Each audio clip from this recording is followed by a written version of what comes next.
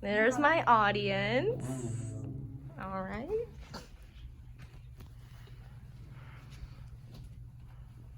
Okay, so how about this weather, huh? No, I don't mean to make small talk. I'm speaking on a much larger issue. According to the NOAA, in 2020, the United States of America had 22 climate disasters that cost us taxpayers billions of dollars. So, how does this affect us? Well, these disasters are happening at a much more frequent rate, not allowing time for our ecosystem to heal. The ocean, environment, animals, money, resources, your health, and ability to live comfortably are all at stake. I'm sorry, I'm not trying to scare you too much. Hi, my name is Seraphina Morrison, and I have been an environmentalist for pretty much my whole life. This is a topic I'm incredibly passionate about. So today, I will explain to you what climate change is, why it's affecting the United States of America, and what we can do to change the path that we're on.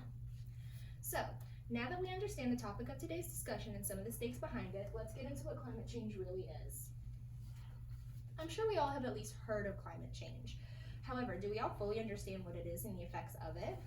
To start, our planet has 5 main layers in its atmosphere that help maintain and control weather, the lowest layer being the troposphere. According to NASA, this very shallow layer is tasked with holding 99% of all air that plants need for photosynthesis and animals need to breathe.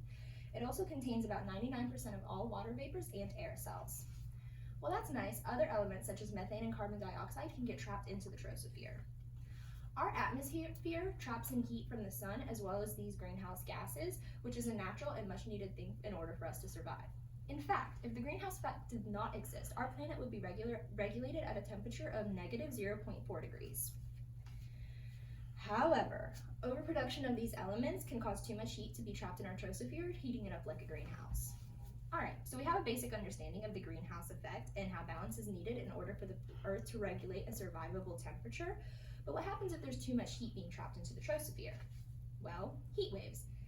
They can have negative effects on our health as well as the ecosystems. Humans can experience heat strokes, heat cramps, and even death due to spiked temperatures. If it's too hot in an established agricultural area, crops will be unable to be produced, causing food and material shortages. Beyond that, water temperatures rise with air temperatures, causing more atmospheric water vapor to be held over our oceans. Due to this increase in precipitation, more natural disasters such as intense snowing and flooding, as well as tropical cyclones, are bound to happen at a much more frequent rate. Another result of climate change is our energy supply.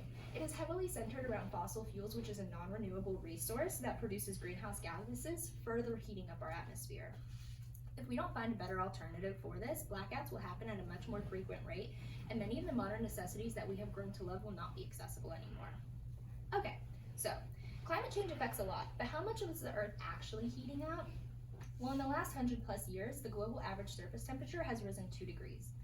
While that may not seem like a lot, according to a report published on March 15th in 2021 by Rebecca Lindsay and Luann Dolan, the 2% increase in global average surface temperature that has occurred since the pre-industrial era might seem like a small amount, but it means significant increase in accumulated heat.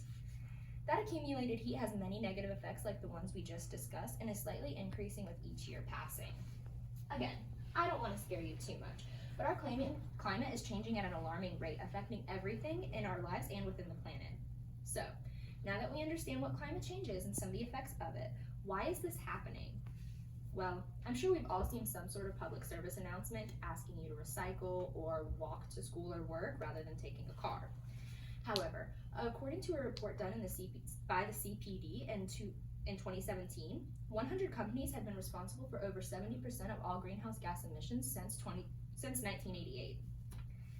Pedro Ferreira, a technical director at the CPD, states, "This pinpoints how a relatively small set of fossil fuel producers may hold the key to systematic change on carbon emissions." While you could argue some of this responsibility could be held onto the consumer, it is not realistic to ask the average American to give it up the modern necessities that we have stapled into our society. People need affordable food, transportation, housing, and other necessities. The increasing wealth gap in America and monopolization of businesses gives people less option to make the environmentally friendly choices. Beyond this, the systems we have set up relies on overconsumption of natural resources and a drive to max out all profits. We all know it's most profitable to do things cheap and fast. Investing in things like renewable energy and water sources are expensive. Without intense pressure for changes to be made, why would a corporation better themselves if they can create more profit not doing so? So, Corporations are the largest contributor to climate change, over-consuming natural resources and producing a majority of the greenhouse gases. But what can we do about it if the system is set up with profits over people and the environment? Well, the best way we can pressure these corporations to protect our planet is to stop funding them. Just as I previously stated, it's a hard thing to do within the limitations of our society. However, there are still ways we can combat this and fight against this. Websites such as LeafScore.com offer almost any product you can virtually think of, ranked by how environmentally friendly it is and the parent company. Slowly transitioning and making the green choice whenever possible has some great effects. Practicing the things that you preach can have a great impact, but how do we know that we're truly supporting the right things and not giving into greenwashing propaganda? Well, the best way to combat this issue is to educate yourself. By educating yourself, no, I don't mean using YouTube research. I mean taking the time to read studies, listen to lectures, and fully understand the situation at hand.